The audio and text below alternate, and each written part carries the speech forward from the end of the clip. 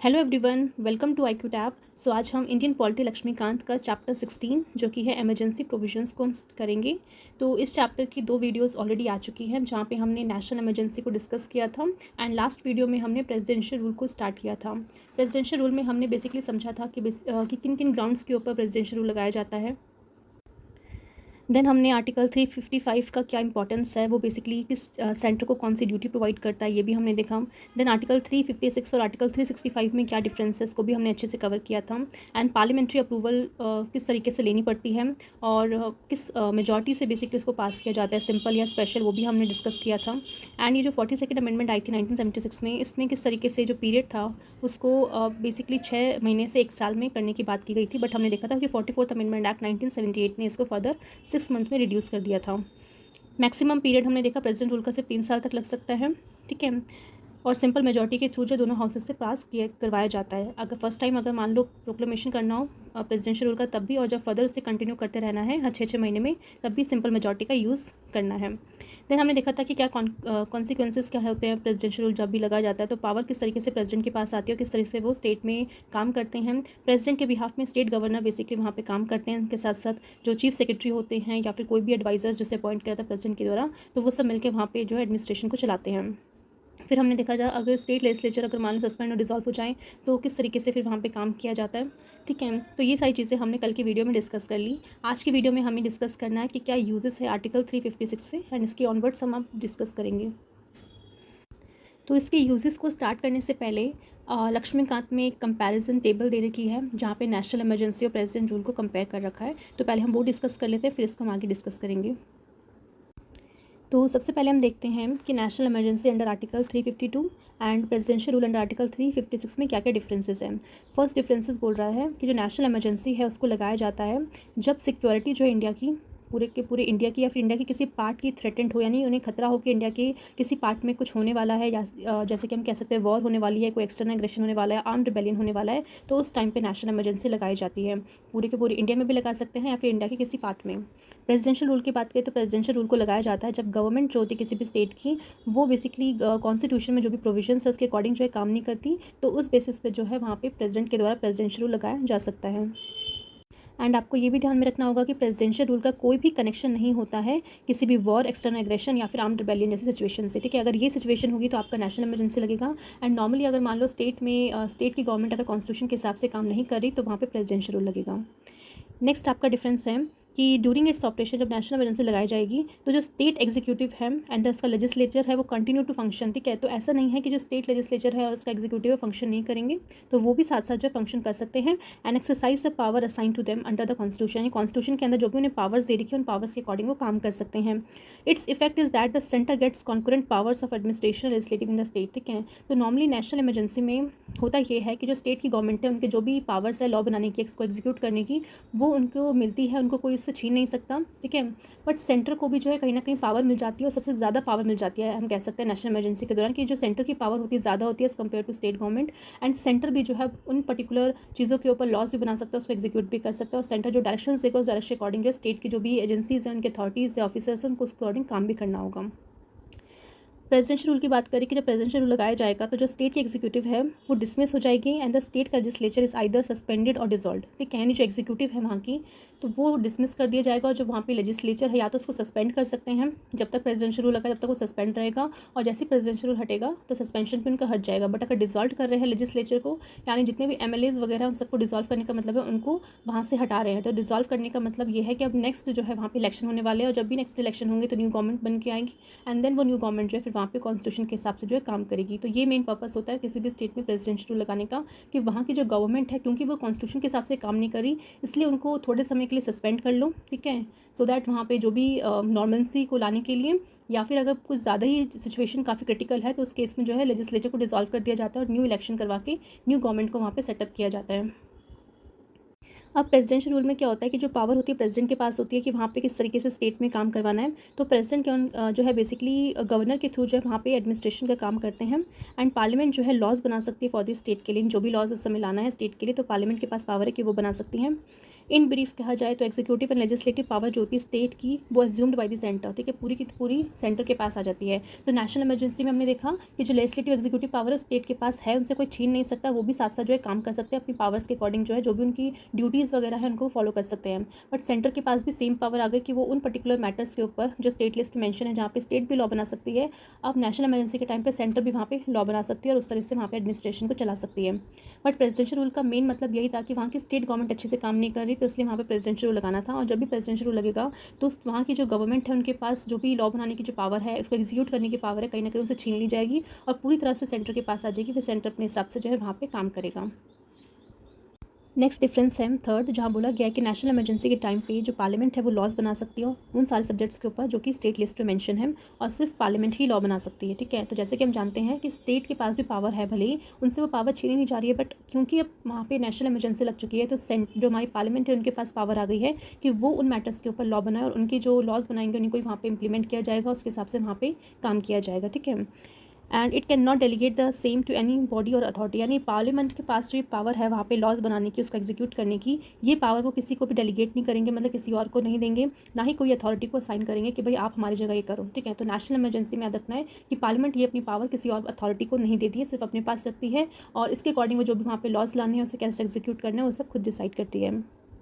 पर presidential rule में देखिए तो यहाँ पे बोला गया है कि पार्लियामेंट जो है, क्योंकि वहाँ पे भी पार्लियामेंट के पास पावर है कि वो वहाँ पे किस तरीके से लॉ बना सकती है, कैसे एग्जीक्यूट कर सकती है, बट यहाँ पे पार्लियामेंट अपनी पावर को डेलीगेट कर सकती है, किसको, प्रेसिडेंट को, या फिर कोई भी ऐसी अथॉरिटी जो कि पार्लियामेंट के द्वारा बनाई गई है, या फिर ऑलरेडी अगर वो अथॉरिटी एग्जिस्ट कर रही है तो उस अथॉरिटी को बोल सकती है कि आप वहाँ पे जाके जो भी स्टेट में जाके वहाँ का एडमिनिस्ट्रेशन संभालो। पर नॉर्मली जो है वो प्रेसिडेंट को ये पावर देती है, ठीक है, बिकॉज तभी हम कहेंगे स्टेट पे प्रेसिडेंशियल रूल लगाएं, तो इसलिए पार्लियामेंट जो है मेजॉरिटी ऑफ द केसेस में प्रेसिडेंट को पावर देती है कि आप जो है वहाँ पे जो भी लॉज बनाने हैं स्टेट में वो आप बनाओ, ठीक है। बट देखो पावर भले ही प्रेसिडेंट को दे रही है, बट प्रेसिडेंट वहाँ पे जाके तो लॉ नहीं बनाएगा। प्रेसिडेंट के बिहाफ में जो है गवर्नर वहाँ पे काम करता है, गवर्नर के साथ जो है चीफ सेक्रेटरी होते हैं और अदर एडवाइजर्स होते हैं जिसे पार्लियामेंट ने अपॉइंट किया होता है, तो सब मिलकर वहाँ पे लॉज को बनाते हैं, उन्हें इंप्लीमेंट करते हैं, ठीक है। So far the practice has been for the president to make law, मतलब अभी तक यही रहा है कि प्रेसिडेंट ही जो है बेसिकली लॉज बनाते हैं for the state in consultant with the members of parliament from that state, ठीक है, उनसे कंसल्ट करके बनाया जाता है, इसलिए इसको प्रेसिडेंट एक्ट बोला जाता है, ठीक है। तो मेजॉरिटी ऑफ द केसेस में याद रखना ये पावर जो है प्रेसिडेंट को ही देता है पार्लियामेंट, ठीक है। अगर कोई और कुछ ऐसा मतलब उन्हें लगेगा कि नहीं प्रेसिडेंट को नहीं देना चाहिए, किसी और अथॉरिटी को देना चाहिए, तब जाके जो है वो किसी ऐसी अथॉरिटी को देंगे जो वहाँ पे जाके काम करे, but majority of the cases में प्रेसिडेंट को ही दी जाती है पावर।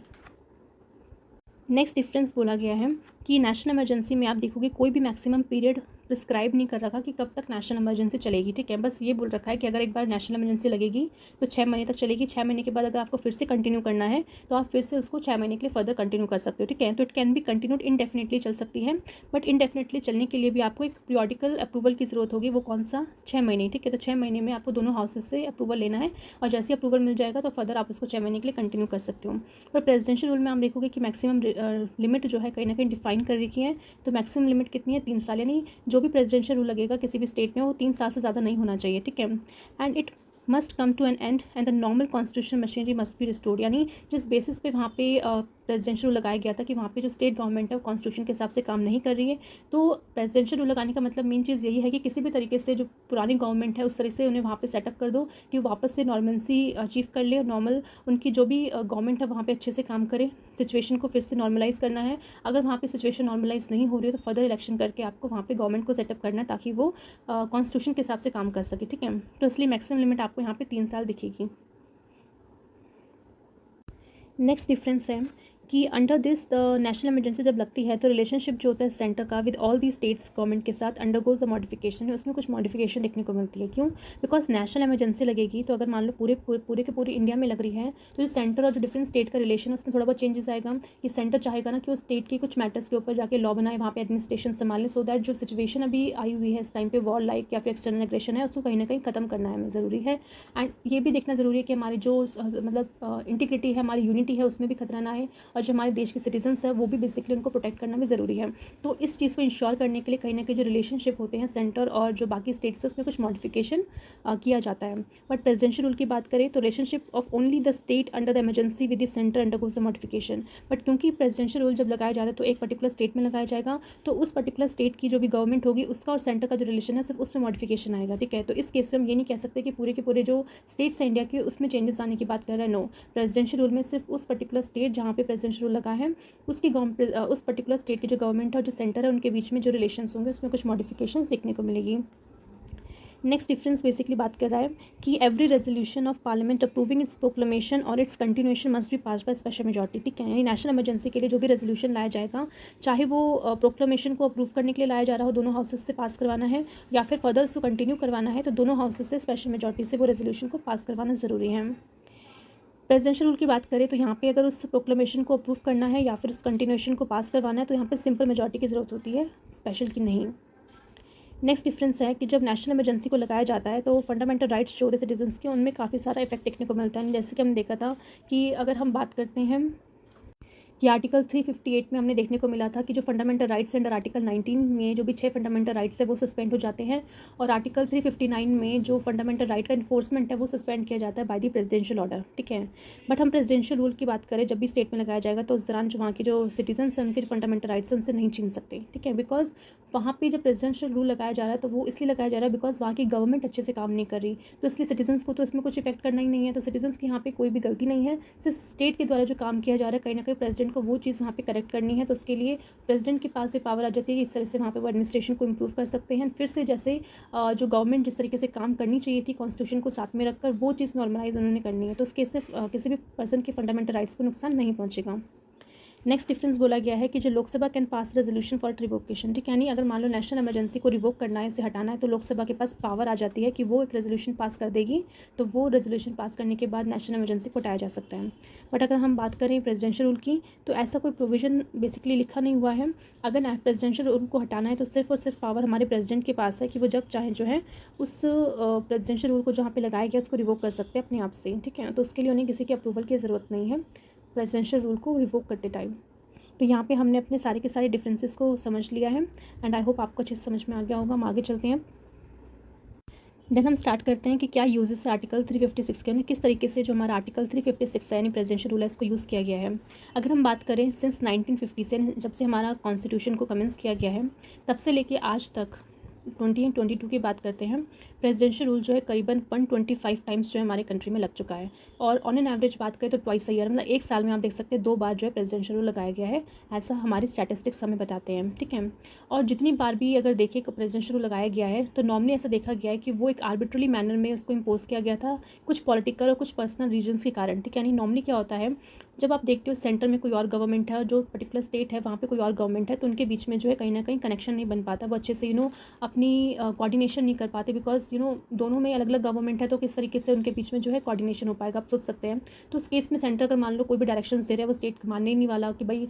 जैसे कि हम क्यों माने भाई इसके बाद, जैसे मानता आज की डेट में बीजेपी सेंटर में है और कोई एक ऐसा स्टेट लीजिए जहाँ पे कांग्रेस हो स्टेट में, तो उस पर्टिकुलर स्टेट में हम देख सकते हो किस तरीके से बीजेपी की बात मतलब सुनी जाएगी और किस तरीके से जो भी एडवाइस या फिर जो भी डायरेक्शन दी जाएगी बीजेपी के द्वारा वो कितने हद तक जो है वो स्टेट फॉलो कर पाता है। तो ऐसे केस में जो है कहीं ना कहीं सेंटर या कह सकते हैं प्रेसिडेंट एक पर्सनल रीजंस के तहत या पॉलिटिकल रीजंस के तहत जो आर्बिट्रली मैनर में जो है वहाँ पे स्टेट में जो है प्रेसिडेंशियल रूल लगा देते हैं, तो ये कहीं ना कहीं गलत है। बिकॉज ऐसे बेसिस के ऊपर अगर प्रेसिडेंशियल रूल लगाओगे तो कहीं ना कहीं जो स्टेट गवर्नमेंट है वो अच्छे से काम नहीं कर पाएगी, और एक स्टेट जो होती है वो भी इलेक्टेड बॉडी होती है, वो भी इलेक्शन के थ्रू वहाँ पे जिनकी आई है जनता ने बेसिकली उन्हें चुना हुआ है, तो उनको सही से काम करने का हक है। ठीक है, तो कहीं ना कहीं इसलिए हम कह सकते हैं कि जो आर्टिकल 356 है उसे कई बार जो है क्रिटिसाइज़ किया गया है कि ये नहीं होना चाहिए, काफ़ी कंट्रोवर्शियल रहता है हमेशा, एंड इसलिए इसको हमेशा हम देखते हैं कि कितनी बार जो है इसको गलत तरीके से इसको यूज़ किया गया है। तो हम एक एक करके देखेंगे कि किस तरीके से स्टार्टिंग में क्या ऐसे रीज़न थे जब पहली बार इसको इम्पोज किया गया था। तो सबसे पहली बार हम बात करते हैं तो प्रेसिडेंशियल रूल को लगाया गया था पंजाब में कब, 1951 में। तो आप सोच सकते हो 1950 में हमारा कॉन्स्टिट्यूशन को बनाया गया और उसके अगले साल ही जो है पंजाब में ऐसी कंडीशन बनी है या फिर उस समय इस तरह से कुछ पॉलिटिकल या फिर पर्सनल रीजन्स के कारण जो है प्रेसिडेंशियल रूल लगाया गया था 1951 में। ठीक है, एंड उसके बाद हम देख सकते हैं कि हमारे देश के हर एक स्टेट जो है कम से कम प्रेसिडेंशियल रूल के अंदर आ चुके हैं, यानी almost all the state have been brought under the presidential rule. ऐसा कोई भी स्टेट नहीं है जिस पर्टिकुलर स्टेट में 1 या 2 या 3 से ज़्यादा जो है प्रेसिडेंशियल रूल ना लगे हों। अगर आपको डिटेल्स में जानना है कि कितने स्टेट में कितनी कितनी बार प्रेसिडेंशियल रूल लगे हैं तो आप लक्ष्मीकांत में देख सकते हैं, यहाँ पर मैं आपको ओरली बता देती हूँ।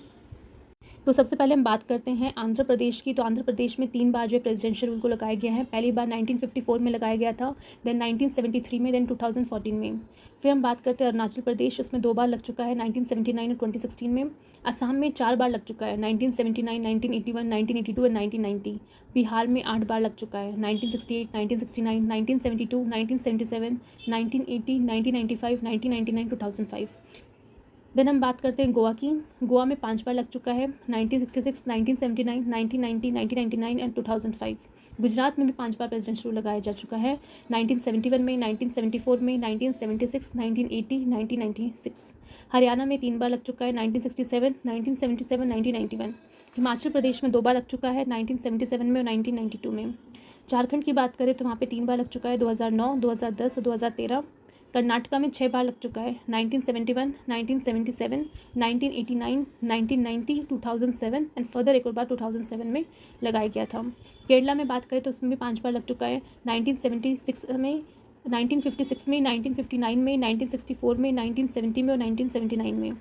मध्य प्रदेश में 3 बार लग चुका है, 1977, 1980, 1999, 1992। महाराष्ट्र में 2 बार लग चुका है, 1980 एंड 2014। मणिपुर में 10 बार लग चुका है, 1967 में, फर्दर 1967 में एक और बार लगा, फिर 1969 में लगाए, 1973 में लगाए, 1977, 1979, 1981, 1992, 1993 एंड 2001। उसके बाद हम बात करते हैं मेघालय की। तो मेघालय में 2 बार लगा है, 1991 एंड 2009। मिज़ोरम में 3 बार लगा है, 1977 में, 1978 और 1988। नागालैंड में 4 बार लगा है, 1975, 1988, 1992 एंड 2008। उड़ीसा में 6 बार लगा है, 1961, 1971, 1973, 1976, 1977, 1980। पंजाब में 8 बार लगा है, 1951, 1966, 1968, 1971, 1977, 1980, 1983 और 1987। राजस्थान में 4 बार लगा हुआ है, 1967 में, 1977, 1980, 1992। सिक्किम में 2 बार लगा है, 1978 और 1984। तमिलनाडु में 4 बार लगा हुआ है, 1976, 1980, 1998, 1991।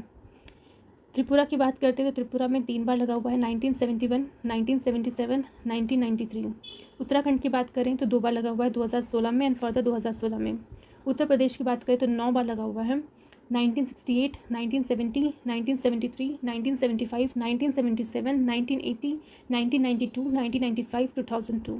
वेस्ट बंगाल की बात करें तो 4 बार लगा हुआ है वहाँ पे, 1962 में, 1968, 1970, 1971। तो ये तो हमने बात की स्टेट्स में। अब यूनियन टेरिटरी की बात करें तो दिल्ली में 1 बार लगा है, 2014 में। पुदुचेरी में 6 बार लग चुका है, 1968, 1974, 1974, 1978, 1998, 1991। जम्मू एंड कश्मीर में भी 1 बार लग चुका है, 2019 में। ठीक है, तो यहाँ पे आप देख सकते हो कि किस तरीके से प्रेसिडेंशियल रूल से ऐसा कोई भी स्टेट है जो नहीं बचा हुआ, सबके सब स्टेट जो है प्रेसिडेंशियल रूल की चपेट में आ चुकी है। तो आपको ये सारे डाटा चाहिए होंगे तो आप बुक में जाके एक बार रेफ़र कर सकते हैं। देन हम आगे चलते हैं। यहाँ पे बोला गया है कि जब जनरल इलेक्शंस हुए थे लोकसभा के 1977 में, आफ्टर द इंटरनल एमरजेंसी, जब इंटरनल एमरजेंसी लगी थी 1975 में, उसके बाद जब जनरल इलेक्शन हुए 1977 में, तो ऑब्वियसली बात है जो इंटरनल एमरजेंसी लगाई थी वो कांग्रेस पार्टी की गवर्नमेंट ने लगाई थी। और जब इंटरनल एमरजेंसी ख़त्म हुई, फर्दर इलेक्शंस करवाए गए, तो जो कांग्रेस पार्टी थी वो बहुत ही ज़्यादा मात्रा में हार चुकी थी एंड जो जनता पार्टी थी वो पावर में आई। और जब न्यू गवर्नमेंट पावर में आई, जिसको हेड कर रहे थे मोरारजी देसाई, यानी जो वहाँ के प्राइम मिनिस्टर थे उस समय के मोरारजी देसाई थे, उन्होंने पावर में आते ही जो है प्रेसिडेंशियल रूल लगा दिया उन 9 स्टेट्स में। ठीक है, कौन से 9 स्टेट्स थे वो? सबसे पहला है Rajasthan, then UP, Madhya Pradesh, Punjab, Bihar, Himachal Pradesh, Orissa, waste Bengal, Haryana. तो ये वो 9 स्टेट्स थे जहाँ पे जो हम कह सकते हैं प्रेसिडेंशियल रूल लगा दिया गया मोरारजी देसाई के द्वारा। क्यों? बिकॉज वहाँ पे जो है कांग्रेस पार्टी पावर में थी, यानी पूरे के पूरे इंडिया में जब इलेक्शन हुए तो सिर्फ कांग्रेस पार्टी सिर्फ उन्हीं 9 स्टेट्स तक ही सीमित रह गई थी, बाकी स्टेट्स में कांग्रेस पार्टी पावर में नहीं आ पाई। और जब सेंटर में जब जनता पार्टी जीती और मोरारजी देसाई जब वहाँ के जब आके प्राइम मिनिस्टर बने, तो उन्होंने उन स्टेट में प्रेसिडेंशियल लगा दिया जो कहीं ना कहीं जहाँ पे कांग्रेस पार्टी जीत के आई है। तो आप सोच सकते हो कि क्या बेसिस रहे होंगे उस समय प्रेसिडेंशियल रूल लगाने के, जस्ट बिकॉज कि सेंटर में कोई और सरकार है और जो स्टेट है वहाँ पे कोई और सरकार है, उस बेसिस पे उन्होंने चुना कि हम वहाँ पे प्रेसिडेंशियल रूल लगा रहे हैं। और वहाँ का प्रेसिडेंशियल लगाने का मतलब है कि वहाँ के जो स्टेट गवर्नमेंट है, कहीं ना कहीं जो कांग्रेस पार्टी जीत के आई वहाँ पे अच्छे से काम ना कर पाए, और जो वहाँ का एडमिनिस्ट्रेशन है वो सब सेंटर के हाथ में आ जाएगा, फिर सेंटर अपने हिसाब से वहाँ पे काम कर सकता है। देन हम देखेंगे कि जब जनता पार्टी जो है फर्दर जो इलेक्शन हुए थे 1980 में, तो कांग्रेस पार्टी जो है जीत के आ गई थी, ठीक है, 1980 में। एंड यहाँ पे आप देख सकते हैं, और जैसे ही कांग्रेस पार्टी जीत के आई तो उन्होंने जो है सेम वो जो 9 स्टेट्स थे उनके ऊपर जो है प्रेसिडेंशियल रूल लगा दिया। क्यों? बिकॉज अब वो जो 9 स्टेट है वहाँ पे नॉन कांग्रेस पार्टी जो जीत के आई थी। तो कौन से वो 9 स्टेट है वो हम एक बार देख लेते हैं। तो सबसे पहले हम देखते हैं वही उत्तर प्रदेश है, इसके अलावा बिहार हो गया, राजस्थान, मध्य प्रदेश, पंजाब, उड़ीसा, गुजरात, महाराष्ट्र, तमिलनाडु। तो एक तरह से आप देख सकते हैं कि एक दूसरे से बदला लेने के लिए सरकारें जो इस तरीके से काम कर रही हैं कि पहले जनता पार्टी ने उन 9 स्टेट्स में लगाया जहाँ पे कांग्रेस पार्टी जीत के आई थी, एंड बाद में जब 1980 में कांग्रेस पार्टी जीत के आई तो उन्होंने जो नॉन स्टेट में जो बाकी जो नॉन कांग्रेस पार्टी थी वहाँ पर प्रेसिडेंशियल लगा दिया। तो कहीं ना कहीं इस चीज़ का बहुत ज़्यादा मात्रा में मिसयूज़ किया जा रहा था। इसके अलावा आप देख सकते हैं 1992 में प्रेसिडेंशियल रूल को इम्पोज किया गया 3 बीजेपी रूल स्टेट में, यानी ऐसे 3 स्टेट जहाँ पे बीजेपी गवर्नमेंट रूल कर रही थी, जैसे आप मध्य प्रदेश है, हिमाचल प्रदेश, राजस्थान में। तो यहाँ पे कांग्रेस पार्टी ने जो है उस समय प्रेसिडेंशियल लगाया, और जो रीज़न उन्होंने बताया वो ये था कि जो कांग्रेस पार्टी है, मतलब जो बेसिकली जो बीजेपी है, वो कहीं ना कहीं जो है वहाँ पे रीजनल चीज़ों के ऊपर जो है काफ़ी ज़्यादा जा रही है, और जो रीजनल ऑर्गेनाइजेशन है उसको सही से मैनेज नहीं कर रही। तो उस चीज़ के ऊपर जो है बैन इम्पोज करने की बात कर रही थी सेंट्रल गवर्नमेंट कि ऐसे जो रीजनल ऑर्गेनाइजेशन है उस पर बैन लगाना चाहिए। But I think state government उस हिसाब से काम नहीं करी थी, इसलिए जो सेंटर में उस समय कांग्रेस पार्टी थी उन्होंने जो 3 स्टेट है, मध्य प्रदेश, हिमाचल प्रदेश, राजस्थान में, उस समय प्रेसिडेंशियल रूल लगा दिया। ठीक है। अब जब ये चीज़ सुप्रीम कोर्ट के पास गया तो सुप्रीम कोर्ट में उस समय एक लैंडमार्क जजमेंट आया था, SR बुमई केस 1994। इस केस में बेसिकली सुप्रीम कोर्ट ने जब इस चीज़ को देखा कि जो प्रेसिडेंशियल रूल लगाया गया वो क्या सही है नहीं है, तो उन्होंने इस चीज़ के ऊपर वैलिडिटी दी कि जो प्रोक्लेमेशन किया गया है प्रेसिडेंशियल रूल का इन तीनों स्टेट्स में, मध्य प्रदेश, हिमाचल, राजस्थान में, वो एकदम सही है। क्यों सही है? बिकॉज कहीं ना कहीं हमारी जो कंट्री है वो इस चीज़ के ऊपर बेस्ड है जो कि हम मानते हैं सेक्युलरिज्म, और सेक्युलरिज्म हमारे बेसिक फीचर के अंदर माना जाता है कॉन्स्टिट्यूशन के। तो क्योंकि कॉन्स्टिट्यूशन में सेक्युलरिज्म एक बेसिक फीचर है, तो कहीं ना कहीं उसको प्रोटेक्ट करना जो है हमारी कॉन्स्टिट्यूशन के लिए हमारी जिम्मेदारी बनती है कि स्टेट गवर्नमेंट जो है सेक्युलरिज्म की जो भावना है उसको प्रमोट करे, ना कि आप किसी पर्टिकुलर रिलीजन को ज़्यादा जो फॉलो करने को बोलो या फिर उसको ज़्यादा जो है तवज्जो दो। तो ऐसा नहीं करना है। तो इस चीज़ को कहीं ना कहीं सुप्रीम कोर्ट ने, जो कांग्रेस ने जो डिसीजन लिया था प्रेसिडेंशियल रूल लगाने का इन 3 स्टेट्स में, तो उसको बेसिकली सही माना। बट साथ ही साथ जो आप देख सकते हो कोर्ट ने जो है जो वैलिडिटी थी imposition of presidential rule in Nagaland में आप देख सकते हो 1988 में लगाया गया प्रेसिडेंशियल रूल। इसके अलावा कर्नाटका में 1989 में, फिर मेघालय में 1991 में। तो इन तीनों स्टेट्स में जो प्रेसिडेंशियल रूल लगाया था कांग्रेस पार्टी ने, तो उस चीज़ को कहीं ना कहीं सुप्रीम कोर्ट ने गलत ठहराया कि यहाँ पे जो आपने प्रेसिडेंशियल लगाया इसका रीज़न बेसिकली सही नहीं है। ऊपर वाले जो 3 स्टेट्स है बीजेपी रूल स्टेट्स थे, वहाँ पर रीज़न हम मानते हैं कि ठीक है कि वहाँ पे रीजनल ऑर्गेनाइजेशन को, वहाँ की गवर्नमेंट को ज़्यादा प्रमोट कर रही थी, तो ये चीज़ नहीं होना चाहिए था। बट इन 3 स्टेट्स में, यानी नागालैंड, कर्नाटका, मेघालय में, ऐसी कोई सिचुएशन नहीं थी जिसके कारण आपको प्रेसिडेंशियल रूल लगाना पड़े, तो इस चीज़ की वैलिडिटी को उन्होंने अपहोल्ड किया था। ठीक है, ये चीज़ गलत है। तो इस तरीके से देख सकते हैं कि इसके बाद जो हमारी जुडिशरी काफ़ी ज़्यादा एक्टिव हो गई, और उसके द्वारा जो भी प्रेसिडेंशियल रूल लगाया जाता है उसकी चीज़ों को एकदम बारीकी से चेक करती थी, और ये देखती थी कि जो रीजंस जो है प्रेसिडेंशियल लगाने के वो सही है नहीं। अगर मान लो जो जिस बेसिस पे प्रेसिडेंशियल रूल लगाया जा रहा है किसी भी स्टेट में, अगर वो रीज़न जस्टिफाइड नहीं है, वो वैलिड नहीं है, तो कहीं ना कहीं जो प्रेसिडेंशियल रूल लगाया जाता है उसको नल एंड वॉइड किया जा सकता है हमारी जुडिशरी के द्वारा। देन हम बेसिकली डिस्कस करेंगे कि जब BR अम्बेडकर जी से इसका रिप्लाई मांगा गया कि क्यों आपने जो है इस इमरजेंसी की प्रोविज़न को हमारे कॉन्स्टिट्यूशन के अंदर रखा हुआ है, क्योंकि इसका कहीं ना कहीं इसको क्रिटिसाइज़ किया जा रहा था असेंबली के मेंबर्स के द्वारा कि अगर इस तरीके की चीज़ें अगर होंगी तो सेंटर के पास ज़्यादा पावर आ जाएंगी एंड वो अपने फ़ायदे के लिए फिर इस चीज़ को यूज़ कर सकते हैं। तो BR अम्बेडकर जी ने उस समय यही चीज़ कहा था कि ये जो इमरजेंसी के प्रोविजंस है वो कहीं ना कहीं एक तरह से डेड लेटर की तरह जो रखे जाएंगे, मतलब एक ऐसा लेटर है जो कि डेड है, और इसको जब यूज़ करना होगा तो एक लास्ट रिजॉर्ट की तरह यूज़ करना होगा। यानी अगर मान लो सिचुएशन इतनी ज़्यादा क्रिटिकल हो जाती है किसी स्टेट में कि वहाँ की गवर्नमेंट अच्छे से काम नहीं कर पा रही और कोई और तरीका नहीं है वहाँ पे नॉर्मेंसी लाने का, वापस से जो गवर्नमेंट को इस चीज़ के ऊपर काम करवाने का कि कॉन्स्टिट्यूशन के हिसाब से काम करे, तब जाके जो है कि एक लास्ट रिजॉर्ट की तरह काम करना चाहिए। बट हम देख सकते हैं आज के टाइम पे कि ये एक डेड लेटर बन के नहीं रह गया, एक तरह से हम कह सकते हैं कि ऐसा लिविंग लेटर है जो हर एक गवर्नमेंट जो अपने फ़ायदे के लिए इसको यूज़ करती है, और लास्ट रिजॉर्ट की जहाँ बात की गई थी अम्बेडकर जी के द्वारा, कहीं ना कहीं आज की डेट में ऐसा देखने को नहीं मिलता है। एंड BR अम्बेडकर जी का ये ऑब्जर्वेशन था कि जो इंटरवेंशन है सेंटर का वो काफ़ी जो है ऐसी सिचुएशन में ही होना चाहिए जब उन्हें लगे कि हमारी सोवरेनिटी को कोई ना कोई खतरा है। जब कोई ऐसा स्टेट जो कहीं ना कहीं कॉन्स्टिट्यूशन के हिसाब से काम नहीं कर रहा, या फिर वहाँ पे कोई सेक्शनिस्ट टेंडेंसी वहाँ स्टेट में जो है बहुत ज़्यादा फैल रही है, तो उस केसेस में जो है सेंटर को वहाँ पे सब कुछ लॉ एंड ऑर्डर को ठीक करने के लिए, वापस से नॉर्मेंसी लाने के लिए, तब जाके इस चीज़ को यूज़ करना ज़रूरी है। क्योंकि भले ही हमारे कॉन्स्टिट्यूशन में आप देख सकते हो फेडरल वर्ड मेंशन नहीं है, बट फिर भी हमारी जो कह सकते हैं जो पॉलिटिकल स्ट्रक्चर है वो फेडरल देखने को मिलेगा, जहाँ पे सेंटर और स्टेट दोनों के पास पावर है। तो इस चीज़ को कहीं ना कहीं हमें रिस्पेक्ट करना है, और सेंटर को जो है इस चीज़ को फॉलो करते हुए चलना है, ये नहीं कि वो अपनी इस पावर का, इस आर्टिकल में जो पावर दी गई है सेंट्रल गवर्नमेंट को, इसको मिसयूज़ करें। और आपको ऐसे बहुत से इवेंट नज़र आएंगे। आप जब आप देखते हो कि इतने सारे स्टेट में जब प्रेसिडेंशियल रूल लगाया गया, तो उनमें आप देखोगे कुछ ऐसे इवेंट्स थे जहाँ पे हम कह सकते हैं कि जो डेड लेटर कहा गया था इसको, इस आर्टिकल को बी आर अम्बेडकर जी के द्वारा, वो एक डेड लेटर ना बनकर एक डेडली वेपन बन चुका है against a number of the state government. यानी बहुत सी ऐसे स्टेट गवर्नमेंट हैं जिनकी कोई गलती भी नहीं थी, उन्होंने ऐसा कुछ काम भी नहीं किया, फिर भी वो एक डेडली वेपन की तरह वहाँ पे प्रेसिडेंशियल रूल को लगाया गया। एंड इस तरीके से आप देख सकते हो कि सेंटर ने अपना कंट्रोल वहाँ पे इस्टेब्लिश करने की कोशिश की। ठीक है। एंड आप देखते हो उसके बाद जो आप है एच वी कामंत। ठीक है।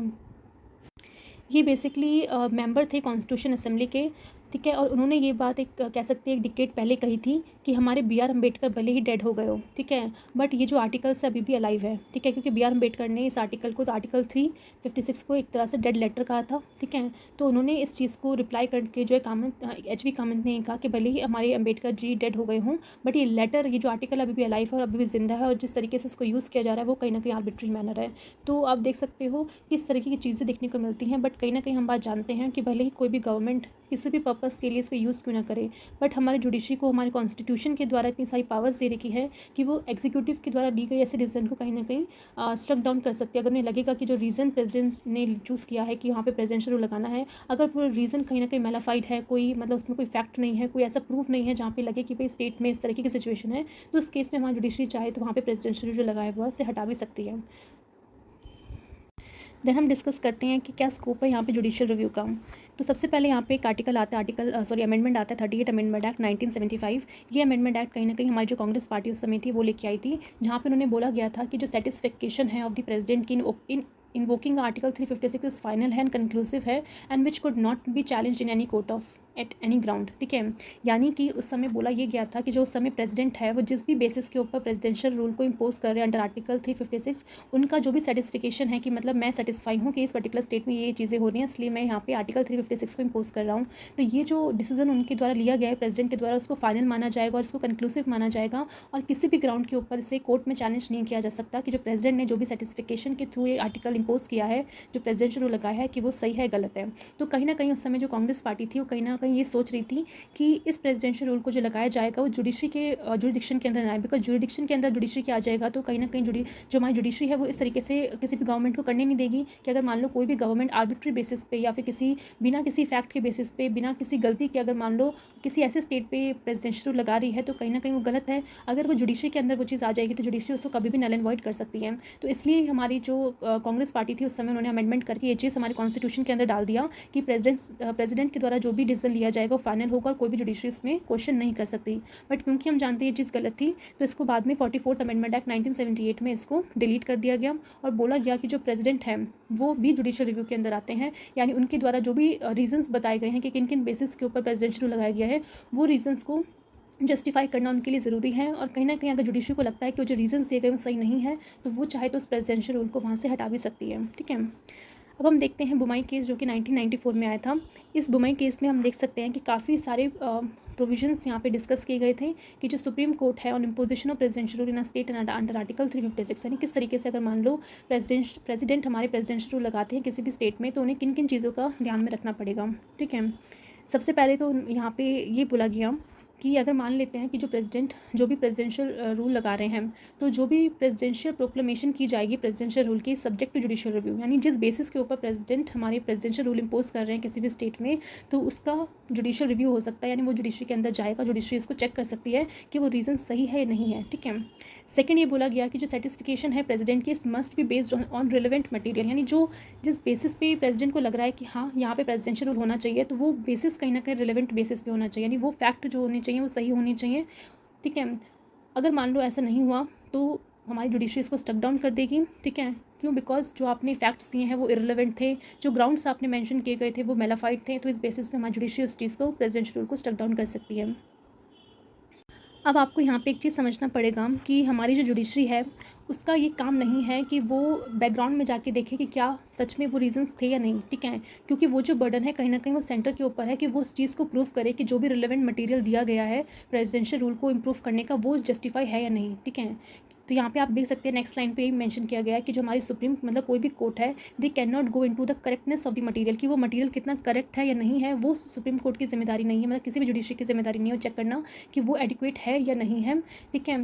But it can be whether it is relevant to the action, यानी कहीं ना कहीं हम देख सकते हो। फॉर एग्जांपल हम बात करते हैं कि जिस तरीके से जब कांग्रेस पार्टी ने 3 ऐसे जो स्टेट्स थे जहाँ पे बीजेपी रूल कर रही थी, वहाँ पे उन्होंने जो है इस बेसिस के ऊपर प्रेसिडेंशियल रूल लगाने की बात की गई थी कि वहाँ पे जो बीजेपी गवर्नमेंट है उन 3 स्टेट्स में कहीं ना कहीं कोई भी रिलीजियस ऑर्गेनाइजेशन को कुछ ज़्यादा फेवर कर रही है, और जो कि हमारे कॉन्स्टिट्यूशन में जो सेक्युलरिज्म है उसके अगेंस्ट जाता है। तो इसलिए जुडिशरी ने इस चीज़ की वैलिडिटी को अपहोल्ड भी किया था कि येस, सेक्युलरिज्म की बात जब भी आएगी तो उस बेसिस पे हम कह सकते हैं कि सेक्युलरिज्म को प्रमोट करना हम सबकी ड्यूटी है। अगर कोई भी स्टेट इस तरीके से काम कर रहा है जो सेक्युलरिज्म को प्रमोट नहीं कर रहा, कोई पर्टिकुलर रिलीजन को ज़्यादा फेवर कर रहा है, तो उस केस में जो है प्रेसिडेंशियल रूल लगाया जा सकता है। अब आपको यहाँ पे एक चीज़ समझनी होगी कि मान लेते हैं कि उस टाइम पे जो प्रेसिडेंट होंगे उन्होंने ये चीज़ अपने प्रोक्लेमेशन जब भी उन्होंने किया होगा प्रेसिडेंशियल रूल का, तो जो भी उन्होंने फैक्ट बताए होंगे तो उन्होंने सिर्फ ये कहा होगा कि भाई इन स्टेट में जो है किसी भी कोई भी रिलीजन मतलब जो है रिलीजन ऑर्गेनाइजेशन को जो है ये पर्टिकुलर गवर्नमेंट जो है सपोर्ट कर रही है, ठीक है।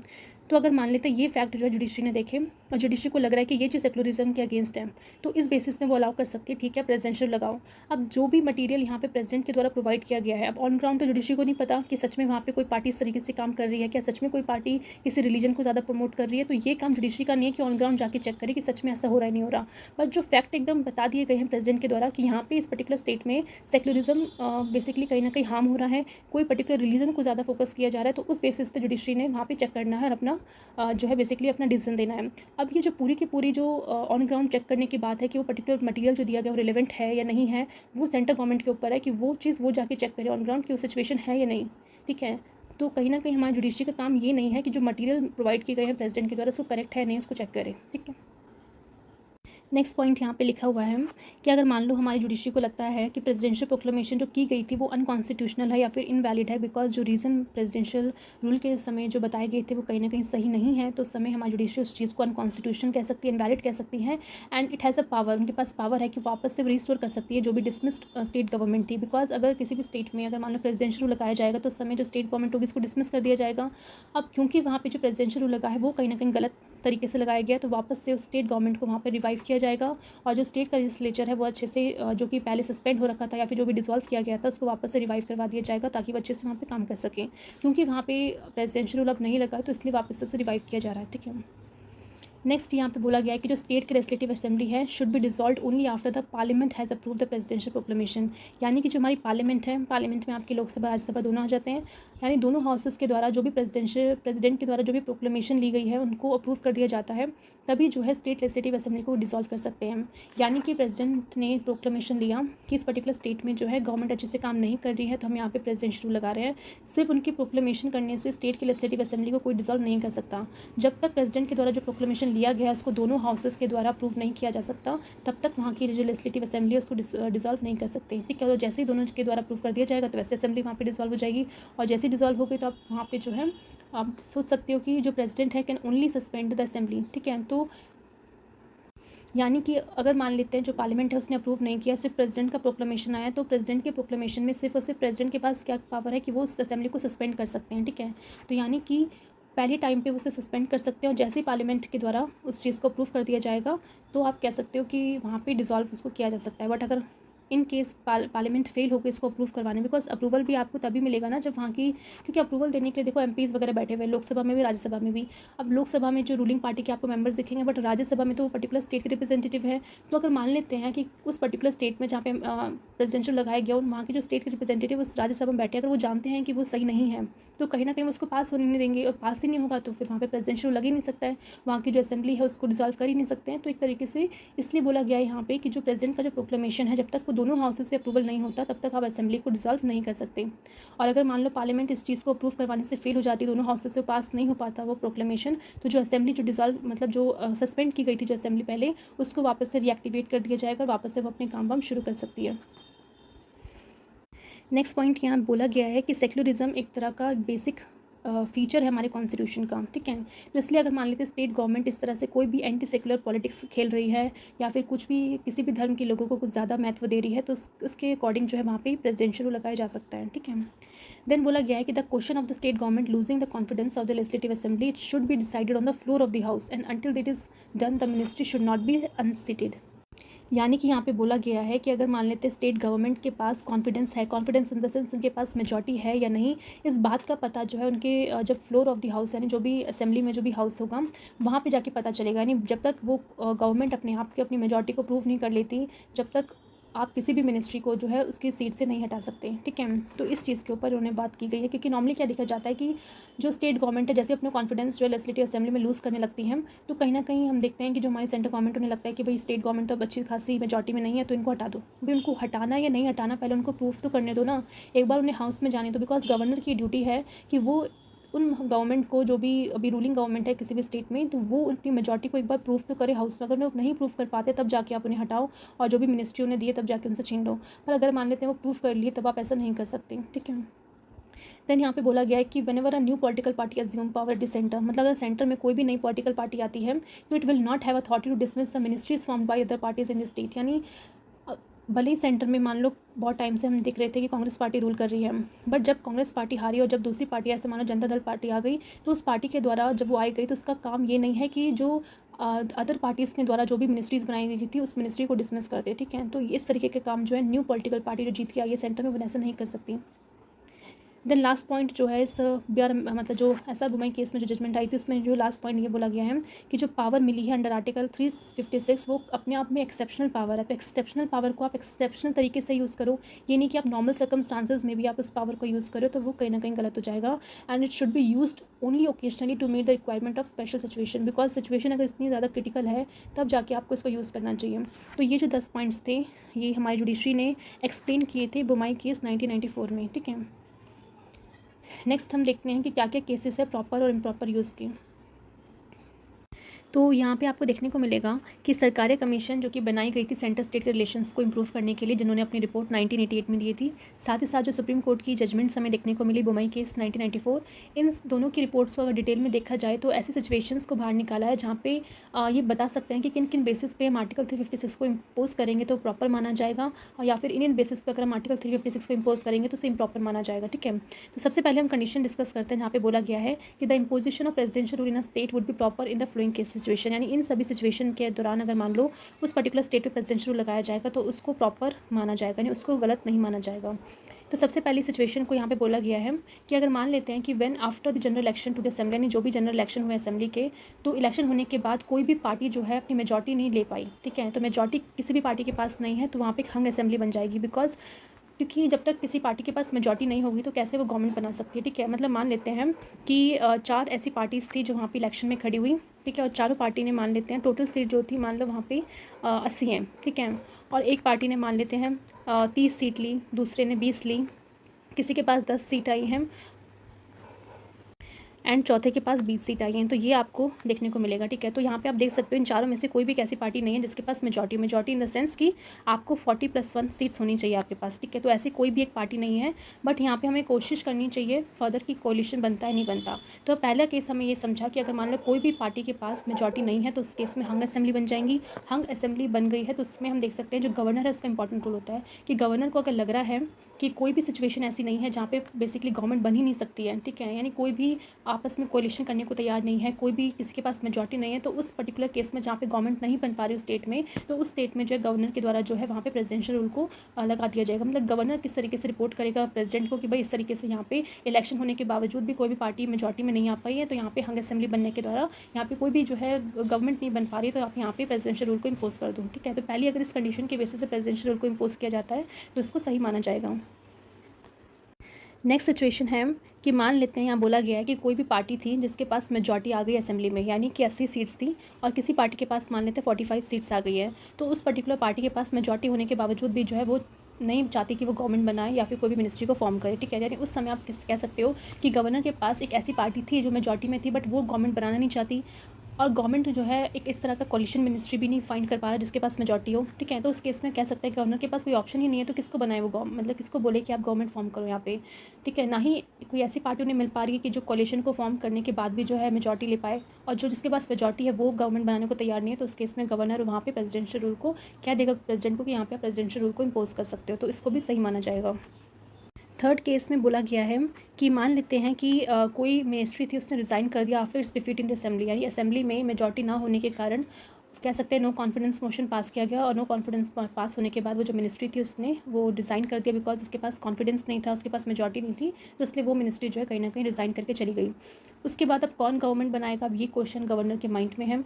तो गवर्नर यहाँ पे देख सकते हैं कि no other party is willing, मतलब कोई भी एक ऐसी पार्टी नहीं है जो वहाँ पे चाहती है कि वो गवर्नमेंट फॉर्म करे, ठीक है, और ना ही कोई एक ऐसी पार्टी है जो कहीं ना कहीं मेजॉरिटी में है, जो असेंबली में मेजॉरिटी में हो, वो चाहे तो मिनिस्ट्री फॉर्म कर ले। तो गवर्नर इस समय जो है क्या करेगा, बिकॉज कुछ भी तरीका, जिसके पास मेजॉरिटी है वो गवर्नमेंट बनाना नहीं चाहता, और जो बनाना चाहता है उसके पास मेजॉरिटी नहीं है, तो किस तरीके से जो है सिचुएशन को सॉल्व करने के लिए जो है प्रेसिडेंट को वो बोल सकते हैं कि आप यहाँ पे प्रेसिडेंशियल रूल इम्पोज कर दीजिए। और देखो प्रेसिडेंशियल रूल इम्पोज यहाँ पे होगा तो ऑब्वियसली उस समय गवर्नमेंट जो प्रेसिडेंट है उनके द्वारा जो यहाँ पे काम किया जाएगा। अब क्योंकि कोई किसी के द्वारा सरकार नहीं बन पा रही है, तो इस केस में क्या होगा, फर्दर इलेक्शंस करवाए जाएंगे, कोशिश की जाएगी कि फिर से जो है कोई ना कोई पार्टी मेजॉरिटी में आ जाए और यहाँ पे जल्दी से जल्दी सरकार बन जाए उस पर्टिकुलर स्टेट में।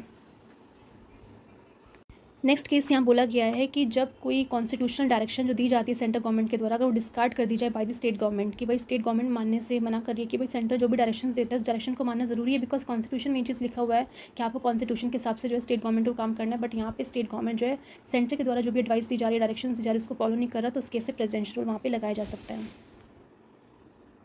नेक्स्ट में कहा जा रहा है कि मान लेते अगर इंटरनल सबवेंशन हो गया, यानी कि अगर मान लेते कोई भी गवर्नमेंट जो है स्टेट में वो उस तरीके से काम कर रही है कि वो कॉन्स्टिट्यूशन के अगेंस्ट जा रही है, जो भी लॉ एंड ऑर्डर है उसको फॉलो नहीं कर रही है, वॉलेंट एक्टिविटी को कहीं ना कहीं जोर दे रही है, रिवॉल्ट करवा रही है, पार्टीज मतलब जो भी लोग हैं उन्हें आपस में लड़वाने का काम कर रही है, तो इस तरीके से अगर वो काम करेगी, वहाँ पर वॉयलेंस क्रिएट करेगी और अशांति फैलेगी उस पर्टिकुलर स्टेट में, तो आप सोच सकते हैं कितना मुश्किल हो जाएगा वहाँ पर नॉर्मेंसी को क्रिएट कर पाना, बिकॉज वहाँ की स्टेट गवर्नमेंट चाहती है ऐसा कि वहाँ पर रिवॉल्ट हो, लोग आपस में लड़ें एक दूसरे से। तो उस केस में सेंटर को अगर लगता है किस तरीके की चीज़ें हो रही हैं, तो वहाँ पे वो प्रेसिडेंट के थ्रू वहाँ पे प्रेसिडेंशियल रूल को इम्पोज कर सकते हैं।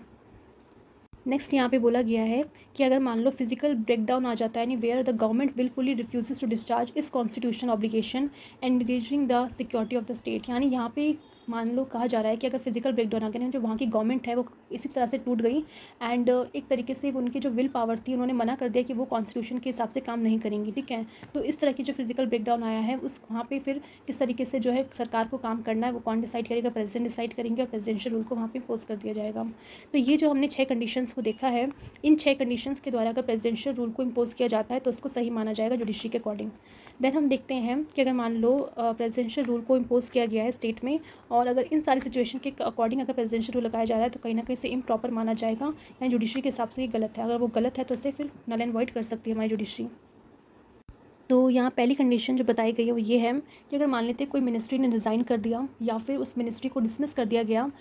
जब उनकी मेजॉरिटी जो है असेंबली में कहीं ना कहीं लूज़ हो गई, यानी नो कॉन्फिडेंस मोशन उस असेंबली में पास करके वो जो गवर्नमेंट थी उनके पास इतनी मेजॉरिटी नहीं थी, इसके कारण उन्हें डिसमिस कर दिया गया। अब क्योंकि जो करंट गवर्नमेंट थी वो तो डिसमिस हो चुकी है या फिर वो रिज़ाइन हो चुकी है, तो गवर्नर की ड्यूटी बनती है कि वहाँ पे किसी तरीके से गवर्नमेंट को फॉर्म करे। बट अगर मान लेते हैं गवर्नमेंट ने रिकमेंड कर दिया कि अब वहाँ पे प्रेसिडेंशियल रूल को इम्पोज किया जा रहा है और बिना इस पॉसिबिलिटी पे काम किए कि यहाँ पे एक ऑल्टरनेटिव गवर्नमेंट बन सकती है, एक ऑल्टरनेटिव मिनिस्ट्री फॉर्म हो सकती है, ठीक है, तो इस चीज़ के ऊपर उन्होंने काम नहीं किया, ठीक है। उनका मेन फोकस ये होना चाहिए था कि चलो ठीक है, जो भी करंट गवर्नमेंट थी वो तो डिसमिस हो गई है, तो ट्राई करते हैं कि मान लें कोई और पार्टी हो, जैसे मान लो कुछ पार्टी अपोजिशन पार्टी होती है, अपोजिशन पार्टी वो पार्टी होती है जिनके पास मेजॉरिटी नहीं होती या फिर कहीं ना कहीं कह सकते हैं वोट कम होते हैं उतने कि वो रूलिंग पार्टी नहीं बन पाती, तो उन्हें ट्राई करना चाहिए कि कोई ऐसी गवर्नमेंट आ जाए, मतलब कोई एक ऐसी पार्टी हो जिसके पास मेजॉरिटी अगर नहीं है तो कोलिशन के फॉर्म करके वो मेजॉरिटी लेके आ जाए और फिर अपनी गवर्नमेंट बना दे। तो थोड़ा टाइम उन्हें देना चाहिए अदर पार्टीज़ को कि वो भी आए और अपने आप को बेसिकली प्रूव करे कि उनके पास मेजॉरिटी है या नहीं है गवर्नमेंट को फॉर्म करने की। बट इस चीज़ के ऊपर गवर्नर ने काम नहीं किया और अपने आप से डिसीजन ले लिया कि भाई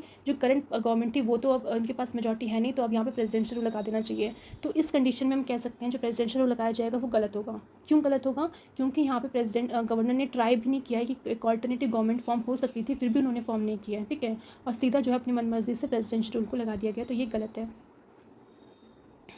नेक्स्ट कंडीशन में कहा जा रहा है कि where the governor make its own assessment of the support of a ministry in assembly, यानी गवर्नर ने अपने खुद से असेसमेंट किया और कहा कि भाई ये जो पर्टिकुलर मिनिस्ट्री है ना इसके पास भाई सपोर्ट है नहीं, सपोर्ट इन द सेंस कि इसके पास मेजॉरिटी है नहीं, ये बता तो रही नहीं है बट इसके पास मुझे पता है कि मैंने असेस कर लिया इसको कि इसके पास मेजॉरिटी नहीं है, उसने फिर ये चीज़ के कारण वहाँ पर प्रेसिडेंशियल रूल लगा दिया। अब क्योंकि गवर्नर ने मान लेते खुद से असेस कर दिया, उसे अगर इस तरह का डाउट भी हो रहा था कि भाई जो करंट गवर्नमेंट है उसके पास सपोर्ट नहीं है, तो एक बार चांस तो दी थी कि वो अपने फ्लोर ऑफ में असेंबली में जाके जो अपने आप को प्रूव करे कि उनके पास मेजॉरिटी है या नहीं है। तो बिना उन्हें चांस दिए अगर आप वहाँ पे प्रेसिडेंशियल रूल लगा रहे हो तो वो बेसिकली गलत माना जाएगा, ठीक है। बिकॉज हर एक गवर्नमेंट के पास जो है इस बात की प्रूफ करने के लिए उन्हें एक चांस देना ज़रूरी है कि उनके पास मेजॉरिटी है नहीं। चांस इन द सेंस वो असेंबली में बैठेंगे, वहाँ पे हर एक मेंबर वोट करेगा, उस हिसाब से पता चलेगा ना कि गवर्नमेंट के पास कितना सपोर्ट है और कितना नहीं है।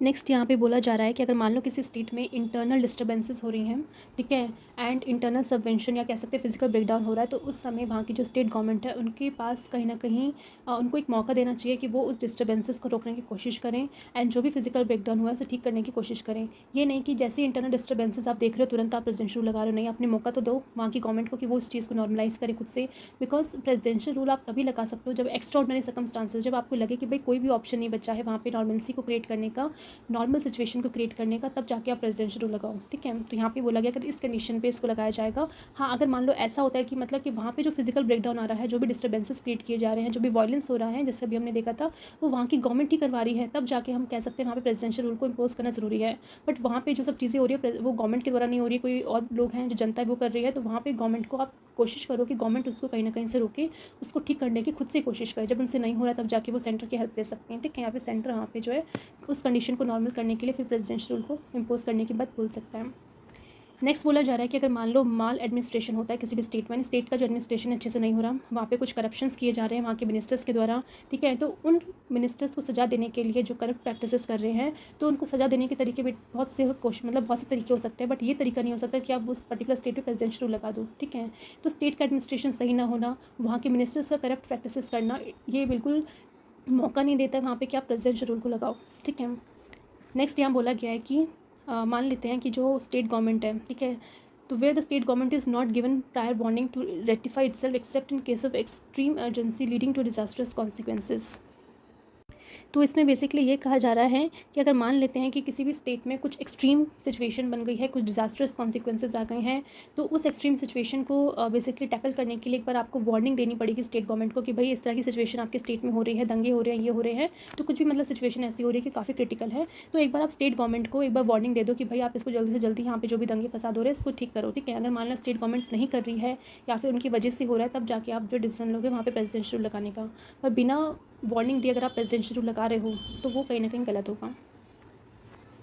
नेक्स्ट यहाँ बोला जा रहा है कि अगर मान लेते हैं कि जो भी इंट्रा पार्टी प्रॉब्लम्स चल रही हैं, जो रूलिंग पार्टी है वो अलग है, स्टेट की पार्टी अलग है, उनके बीच में कोई प्रॉब्लम्स चल रही हैं, तो उस प्रॉब्लम के चलते उन्होंने जो है कह दिया कि भाई वो तो स्टेट अच्छे से काम कर नहीं रहा है, कॉन्स्टिट्यूशन को फॉलो नहीं कर रहा, इस बेसिस पे आपने अगर इस दुश्मनी के बेसिस पे आप कह सकते हैं पर्सनल इशूज़ के चक्कर में अगर आप वहाँ पे प्रेसिडेंशियल रूल लगा रहे हो तो वो गलत है, ठीक है। सिमिलरली एक पॉइंट था यहाँ पे छूट गया था, जो बोल रहा था कि अगर मान लो कि अगर रूलिंग पार्टी है जो काफ़ी मेजॉरिटी का सपोर्ट उसे मिला है असेंबली में, ठीक है, असेंबली में तो उन्हें स्टेट की असेंबली में जीत के आ गई, पर जब इलेक्शन हुई लोकसभा के तो उसमें वो हार गई। तो जैसा आपको देखने को मिलेगा 1977 1980 में भी ऐसे देखने को मिला था कि वो एक पर्टिकुलर पार्टी है, मान लेते हैं कोई भी XYZ पार्टी है, तो स्टेट में तो सरकार उसने बनानी, पर जब सेंटर की इलेक्शन हुई लोकसभा की तो उसमें वो हार गई। तो उस समय आप देखोगे कि सेंटर में अलग पार्टी है, स्टेट में अलग पार्टी है, अगर उन दोनों पार्टी की आपस में मान लो पहले से कोई दुश्मनी चल रही हो, तो उस दुश्मनी के चक्कर में अगर मान लेते हैं कि सेंटर इस तरीके स्टेट में प्रेसिडेंशियल लगा रहा है तो वो कहीं ना कहीं गलत होगा। बिकॉज आपको कभी भी पर्सनल इशूज़ या फिर पॉलिटिकल इशूज़ के चक्कर में प्रेसिडेंशियल रूल को इम्पोज नहीं करना, ये चीज़ हमारी जुडिशरी ने बोला है, ठीक है। तो ये सारे फैक्टर्स हमने देख लिए कि अगर इन फैक्टर्स की बेसिस पे प्रेसिडेंशियल रूल लगाया जाएगा तो जुडिशरी के द्वारा इसको नल एंड वॉइड कर दिया जाएगा, बिकॉज ये फैक्टर्स कहीं ना कहीं इम्प्रॉपर है, ये कोई रियल फैक्ट नहीं है, ये रिलेवेंट मैटर नहीं है जिसके बेसिस पे कोई भी प्रेसिडेंट जो यहाँ पे प्रेसिडेंशियल रूल लगाए किसी भी स्टेट में। तो हमने यहाँ पे प्रेसिडेंशियल रूल को अच्छे से डिस्कस कर लिया है, तो आई होप आपको ये समझ में आ गया होगा। बाकी हमारा फाइनेंशियल इमरजेंसी बचा है, तो वो लास्ट टॉपिक है इस चैप्टर का, जिसे हम कल की वीडियो में फिनिश कर लेंगे। तो आई होप आपको अच्छे से समझ में आ गया होगा। अगर कोई भी डाउट होगा तो प्लीज़ आप कमेंट बॉक्स में अपनी क्वेरी लिख सकते हैं। अगर आपको वीडियो अच्छी लगी तो प्लीज़ लाइक कीजिए, लोगों के साथ शेयर कीजिए, सब्सक्राइब कीजिए और ज़्यादा से ज़्यादा लोगों को बेसिकली इसके बारे में बताइए। अगर आपने सब्सक्राइब नहीं किया तो जल्दी से कर लीजिए, ठीक है। Thanks for watching.